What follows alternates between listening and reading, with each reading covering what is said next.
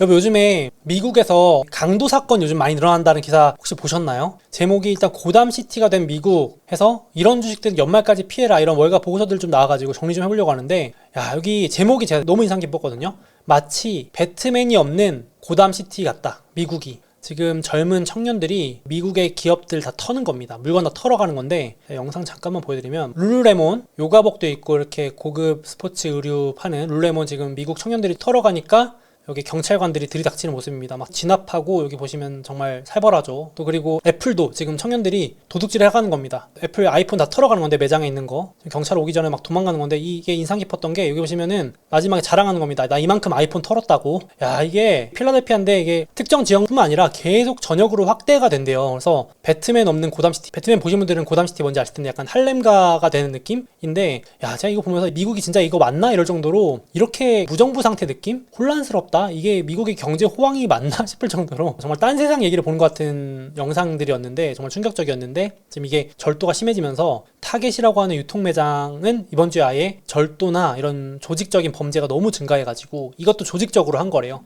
우발적인 범죄가 아니고 계획적으로 요즘 턴대요. 대단하죠. 대기업들 매장들 상대로. 그래서 타겟도 매장 9곳을 폐쇄한다. 좀도둑이라고 표현되어 있지만 이런 상점 절도가 전년 대비 거의 20%나 늘었답니다. 와, 엄청난데, 혹시 그 느끼셨는지 모르겠는데, 저는 이거 보면서 털어가는 기업들이 딱 이 미국인들이 좋아하는 거, 애플, 아이폰, 룰루레몬 또 요즘 잘 나가죠. 나이키, 물론 뭐 주가는 부진하지만 이런 것들만 털어갑니다. 여기 신나하는 모습도 보이는데요. 그래서 역시 이런 주식 사야 된다. 제가 추천하는 게 아니고, 털더라도 이런 데 좋은 데만 털어가니까 미국 청소년들이 콕 집어준 세계의 주식 뭐 이런 느낌인데, 이게 왜 그런가 좀 찾아보니까 이게 중고시장에서 바로바로 잘 팔린대요. 현금화. 현금화가 잘 된다는 게 얼마나 그 기업 브랜드의 인기가 높다는 거겠습니까? 그러니까 아이폰도 그냥 가져가서 당근마켓에 올리는 순간 바로 팔리니까 사실상 현금인 거죠. 그렇죠? 나이키 신발도 그냥 조금 싸게 팔면 바로 팔리니까, 뭐 이런 것도 좀 우스갯소리로 했지만 브랜드 가치가 또 여기서도 한 번 더 느껴졌습니다. 이 영상을 보면서 저는 저 주식을 사야 되는구나 라고 느꼈는데, 이렇게 되고, 오죽하면, 이게 오죽 심각하면은 오늘 주말간에 트럼프 전 대통령이 공약으로 뭐라 그러냐면요, 내가 당선되면 저 절도범들을 그냥 두지 않겠다, 상점을 털고 나오는 순간 총에 맞게 하겠다, 총 맞을 각오를 하라 라고까지 말했습니다. 그러니까 절도범들한테 경고하는 거죠. 상점 털고 나오는 순간 총 맞을 각오를 해라, 총 맞을 준비하고 있어라, 가만두지 않겠다. 그러니까 사람들이 열광하는 거죠. 막, 야, 지금 안 그래도 지금 불만이 막 폭주하면서 이게 맞냐, 지금 무정부 상태 같다, 청년들이 저렇게 막 매장을 폭주하는데도 아무도 지금 건들지 못하고 비판하는데 딱 그 틈을 파고들어가지고 지금 트럼프 지금 이제 대선 내년 또 후보로 열심히 올라오고 있기 때문에 지지율 막 급등하고 있거든요. 그래서 이렇게 또 시원시원하게 말을 하니까 또 이게 먹힐지 한번 봐야 되겠습니다. 근데 지금 앞에서 제가 상징적으로 청년들 물건 털어가는 영상 보여드렸는데, 10월 1일부터 미국 젊은 청년층뿐만 아니라 2340들한테 학자금 대출 상환을 해야 되거든요. 10월 1일부터 4,380만 명이면 적지 않은 숫자죠. 근데 상환을 해야 되는데, 이번에 설문해 보니까 한 기관에서 절반 이상이 학자금 대출 안 갚겠다, 보이콧 하겠다, 말로는 갚을 돈이 없다라고 말하는 거예요. 갚기 싫다, 왜 갚아야 되냐, 막 이렇게까지 얘기하는 겁니다. 약간 배째라죠, 배째라. 야, 이거 보면서 되게 충격적이었는데, 한국도 똑같습니다. 그러니까 학자금 대출 빌려놓고 뭐 못 갚는, 안 갚는지 못 갚는지 모르겠지만 막 이렇게 체납하는 비율이 10년 최고치 뭐 급증한다고 하더라고요. 그러니까 물론 진짜 경제 상황이 안 좋아가지고 못 갚는 분들도 있겠지만은, 이런 식으로 못 갚겠다, 배째라 이런 선언도 막 한다. 미국에서 여론이 이 정도로 된다고 합니다. 참, 그래서 이 사회적인 문제가 심각한 것 같아요. 청년층들의 어떤 경제적인 어려움도 악순환되고 있는 것 같고, 이런 부분도 있는 것 같은데, 물론 저 앞에 보여드린 부분이 일부분이겠지만 확실히 지금 9월 말 들어서 카드 지출이 드디어 본격적으로 눈에 띄게 줄어들기 시작했다라는 데이터들이 이번 주 들어서 많이 나오더라고요. 그래서 월가 기관에서도 오른쪽 자료 보시면 9월 들어서 갑자기 소비자들의 카드 사용이 눈에 띄게 감소하고 있다. 여기 보시면 2년 최저치로 줄어들고 있습니다. 심상치 않다. 카드 소비 줄어드는 게 10월달 이제 근접하면서. 그래서 왼쪽에서도 이번에 마침 연준이 보고서를 냈는데, 미국 가계의 80%, 상위 20%를 제외한 거의 80%가 초과 저축을 모두 소진했다. 그래서 지금 제일 부자 가게 20%만 아직 초과 저축이 있는데, 요것도 이제 소진되겠죠. 그러니까 이미 10명 중에 8명, 그러니까 10가구 중에 8가구는 이미 남은 돈이 없다. 쉽게 말하면 초과로 쌓은 돈이 없다. 이제 탈탈 털리고 있는 거죠. 약간 지갑이 텅텅 비는 현상이 나오고 있는 거죠. 안 그래도 지금 인플레 때문에 물가는 이만큼 높아졌는데 소득은 그만큼 안 올라가고 하고 있기 때문에 이제 본격적으로 부담이 작용하는 거 아니냐, 이렇게 또 연결을 시켜볼 수 있겠습니다. 그래서 다른 기관도 혹시나 해서 한번 봤더니, 뱅크 오브 아메리카도 이번 주에 보시면 강력한 여름 기금 소비 지출 이후에 갑자기 소비가 마이너스로 전환되고 있다. 역시 고금리 고유가 영향이 크겠죠. 이자가 예상보다 계속 높고 유가도 떨어질 줄 알았더니 휘발유 값도 계속 올라가고, 이래서 카드 지출 갑자기 눈에 띄게 줄어들기 시작했다라는 단서들이 곳곳에 나오고 있다, 이렇게 보면 될 것 같고, 또 그리고 이번에 제가 기사를 보니까 흥미로웠던 게 이제 가처분 소득이라고 하잖아요. 월 소득에서 뭐 세금이나 이런 거 떼고 실제로 쓸 수 있는 진짜 내 소득이 가처분 소득인데, 가처분 소득에서 이자가 차지하는 비중이 08년 금융위기 이후 최고치로 올라갔다는 자료입니다. 엄청난 거죠. 이게 별거 아닌 것 같아도 확 부담으로 다가오겠죠, 이제 점점. 그래서 이자 비중이 2008년 이후 최고치고, 이자랑 가장 부담이 되는 게 기름값이거든요. 휘발유 가격. 요거 합친 건 2014년 이후 최고치로 급등 중이랍니다. 그래서 보통 이렇게 이자 비중이 올라가고 나서 침체가 왔었는데, 이번에도 그럴 수 있다라는 이제 블룸버그의 오피니언이 있어가지고 칼럼이 흥미로워서 한번 가져봤습니다. 이자 및 기름값 지출 비중은 경기 침체에 앞서서 증가하는 경우가 많았다. 왜냐하면 기름값 내고 이자 갚느라 다른 데서 소비를 줄일 수밖에 없고, 그만큼 경기가 위축되면서 일자리도 위축되고 해고도 늘어나고 하면서 악순환인 거죠. 그게 침체인 건데, 그런 거에 대한 선행신호로 좀 느껴진다라는 자료였습니다. 그래서 역시나 고금리 고유가가 정말 문제인 것 같아요. 이번에 소비 심리도 회복하나 했더니 올해 상반기에 좋았거든요.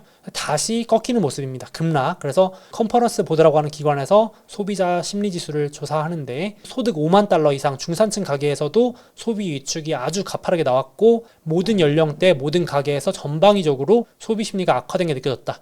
침체가 임박했다는 응답도 크게 증가했다고 합니다. 그래서 기껏 좀 상반기에 좋나 했는데 하반기 급락하는 모습, 이게 생각보다 역시 고금리 고유가가 문제가 된 것 같습니다. 근데 소비심리 뭐 그게 중요한가요? 카드 좀 덜 쓴다고 뭐 크게 우리한테 문제 있나요? 하실 수 있는데, 이 미국은 소비심리와 증시가 거의 연동됩니다. 이 자료가 그 자료거든요. 소비자 신뢰지수와 S&P 500이 거의 같이 움직일 정도로 분기 기준으로 봤을 때 연관성이 아주 높습니다. 그러니까 그 정도로 미국이 소비에 영향을 많이 받는 나라여가지고 그렇게 되는데, 이제 소비 심리가 꺾였다는 거는 증시도 좀 조정 가능성이 있다라는 얘기가 되니까, 적어도 부진할 수 있다라는 얘기가 되니까 요게 좀 예의주시가 되는 편입니다. 물론 경기 침체에도 영향을 줄 수 있고요. 그래서 이런 것들이 나오니까 이번에 이제 또 마이클 윌슨 모건 스탠리의 전략가가 이런 주식은 좀 조심해라. 그러니까 앞서 보여드린 것처럼 카드 지출이 줄어들 테니까 연말까지 특히 소비재는 좀 피해라. 결국은 경기 둔화가 좀 올 거라고 보는 거죠. 올해 상반기까지는 경기 소비재 ETF, 대표적으로 아마존, 테슬라, 나이키, 맥도날드, 스타벅스 뭐 이런 주식들이거든요. 경기를 타는 소비재들입니다. 이런 주식들이 앞서 나갔지만 하반기에서는 오히려 상황이 반전되면서 증시보다도 못하고 되게 재미없을 수 있다라는 경고를 했습니다. 맞을진 모르겠는데 일단은 뭐 근거는 그럴싸하죠. 소비가 줄어드니 기업들의 실적도 나빠질 수 있고, 그 우려가 반영되면서 주가도 좀 부진할 수 있다. 이게 상반기 땐 분위기 괜찮았거든요. 아마존, 테슬라가 잘 나가주면서. 그래서 요 ETF 안에 뭐가 들어있나 한번 이렇게 비중순으로 보니까 역시 뭐 아마존, 경기 소비재니까요. 아마존이 경기 안 좋으면 뭐 전자상거래 이커머스 바로 줄일 테니까, 예를 들어서 테슬라도 전기차, 맥도날드, 건축자재, 인테리어, 경기 안 좋으면 인테리어 이런 거 줄일 테니까, 나이키 지금 이미 뭐 빠지고 있고, 여행, 스타벅스 외식, 아울렛, 마트 이런 것들 경기 소비재입니다. 그래서 이런 주식들이 제가 봤을 때 이미 저 앞에서 말씀드린 그런 우려가 좀 반영되어 있는 가격도 같은데, 이제 마이클 윌슨은 연말까지도 좀 별로일 것 같다. 카드값 지출 급감하면은 이런 주식들이 좀 부진할 수 있지 않겠냐라고 주장하는 겁니다. 역시 지갑 텅텅의 치명적인 주식들이죠. 그러니까 뭐 테슬라도 지금 전기차 경쟁 심화에다가 가격 인하 전쟁 벌이니까 주가가 조금 주춤한 것도 있는 거니까 그렇게 보시면 될 것 같아요. 그래서 고금리 장기와 고유가 지속이 역시 문제인 것 같습니다. 이게 좀 빨리 진정돼주면 좋은데 어떻게 될지 저도 예의주시하고 있습니다. 길어지는 부분이 있는 것 같고요. 이런 상황이고, 안 그래도 지금 소비도 주춤한데 지금 빅테크 연봉도 결국은 5년 최저치 수준으로 통계 내보니까 감소했답니다. 빅테크 기업들이 고연봉자들인데 결국은 올해 통계 내보니까 인플레를 반영했을 때 역시 물가가 미치는 영향이 큰 것 같아요. 물가를 반영하면 10%나 감소했답니다. 물론 평균이니까 좀 다를 수 있는데 AI 직종 이런 쪽은 잘 나가긴 하지만, 그래도 빅테크 전반적으로 통계 내봤을 때는 2019년 이후 최저치, 그러니까 실질적으로는 연봉이 전년 대비 3% 빠졌는데 물가가 거의 7% 올랐기 때문에 인플레 반영했을 때는 10% 빠진 걸로 계산되니까 우리가 체감하는 실질 연봉은 10% 빠진 게 맞습니다. 그래서 확실히 그렇고, 빅테크 기업들도 경력 4년차 미만 신입들은 안 뽑는데요. 확실히 우리나라도 마찬가지지만 경력 뽑으려고 그러고 관리자급들만 선호하고 지금 언제 이 신입들 뽑아가지고 키우냐 이런 거죠. 투자하기 아깝다 그래서 지금 2019년에는 신입 수요가 45%나 됐는데 지금 올해 상반기에 25%로 거의 안 뽑는다는 것 자체가 엄청나게 비용을 타이트하게 관리하고 있다 보여집니다. 그래서 확실히 이런 것들이 이제 여파가 빅테크 연봉이 줄면 당연히 이제 빅테크 계신 분들도 좀 덜 쓸 거고 이게 다 퍼지겠죠. 이게 아무래도. 그래서 상징적인 또 하나의 경기 둔화 시그널이 아닐까 싶습니다. 그래서 지금 실제로도 미국 기업들 채용 공고는 많이 내고 있는데 실제 채용하는 숫자는 급감하고 있다라는 자료입니다. 블룸버그에서 통계 분석해 보니까 공고만 많이 내고 있을 뿐이지 막상 끝까지 뽑는 거는 안 하고 있대요. 기업들도. 그러니까 혹시 몰라서 막 공고는 인터넷에 올려놨는데 막상 끝까지 뽑는 거는 지금 급감 보이시죠? 안 좋아지고 있다라는 증거입니다. 그래서 이런 것들도 참고 한번 해보시면 어떨까 싶고요. 그래서 경기 부진, 소비재들의 영향을 줄 수 있겠다 싶긴 합니다.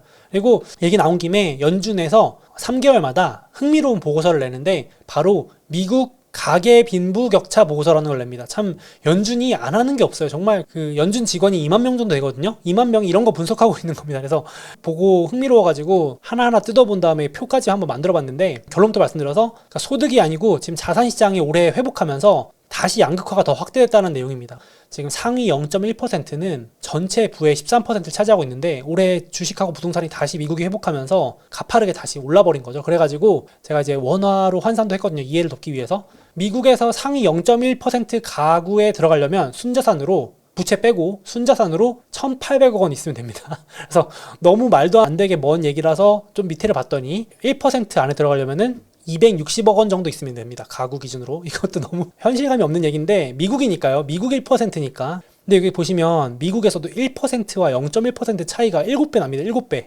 야, 그러니까 미국에서 1% 부자가 0.1%까지 올라가고 싶으면 7배를 벌어야 이게 그 안에 들어갈 수 있을 정도로 굳이 뭐 이렇게 얘기해 본다면 미국의 10% 정도 안에 들어가려면 65억 원 어떠신가요? 좀 현실감이 있나요?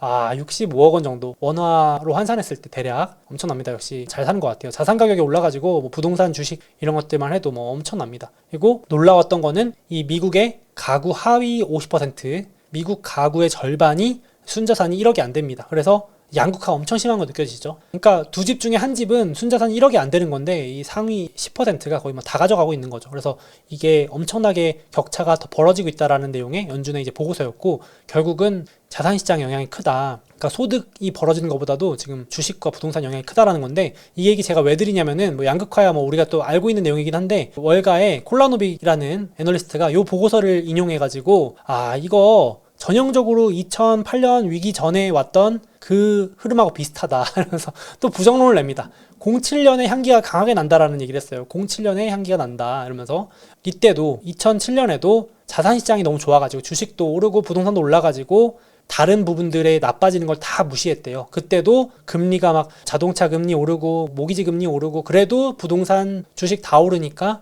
기업들이 파산하든 파산이 늘어나든 연체율이 늘어나든 소비가 둔화되든 다 신경 안 썼는데 그게 자산시장으로 인한 착시효과였다. 그때는 아무도 몰랐는데 2008년에 결국은 터지더라. 그러면서 자산시장도 충격을 주면서 무너지더라. 근데 지금도 똑같이 연준이 금리 올리고 부동산 모기지 금리도 급등하고 자동차 대출 금리도 올라가고 파산도 올라가는데 아무도 신경 안 쓴다. 왜냐하면 주식이랑 부동산이 올라가니까. 그래서 자산시장이 떠받들고 있는 약간의 착시효과인데 이게 내년에 자산시장이 조금만 흔들려도 확 충격을 세게 받을 수 있다라는 얘기를 했습니다. 그래서 정말 그럴진 봐야 될 것 같은데 이 콜라노빅 형님이 원래는 되게 긍정론자였는데 완전히 지금 비관론자로 돌아선 느낌이 납니다. 그래서 내년을 되게 부정적으로 또 바라보고 있고 올해 내내 부정적이었지만 내년은 더 부정적으로 바라보는 근거로 아까 제가 보여드린 연준의 이 양극화 보고서도 또 인용을 해서 같이 한번 얘기해 봤습니다.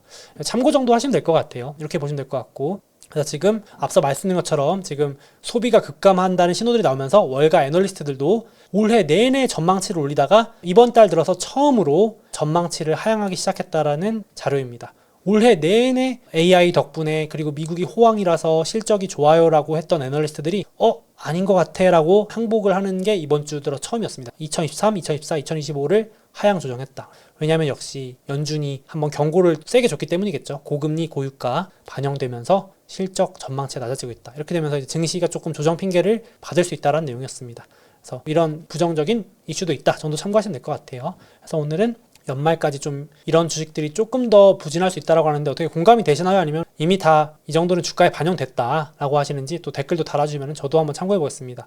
저도 뭐 테슬라도 들고 있고 주요 주식들 들고 있는 주식들도 좀 보이는데 사실 그 단기적인 관점이겠죠. 경기야 뭐 부진했다가 좋았다가 하는 거니까 쌀 때 사놓으면 다 보답을 해주는 것 같더라고요. 개인적으로는 이런 외부 이슈보다는. 그래서 이런 주장도 있다 정도로 참고하시면 되겠습니다. 그래서 실적 이제 시즌 다가오면서 점점 또 이런 얘기들이 나오니까 한번 참고해 보시라고 얘기 드렸습니다. 이번 실적에서 또 막 소비재들 안 좋게 나오면 또 같이 급락할 수도 있고 그렇기 때문에 같이 한번 정리해 봤습니다.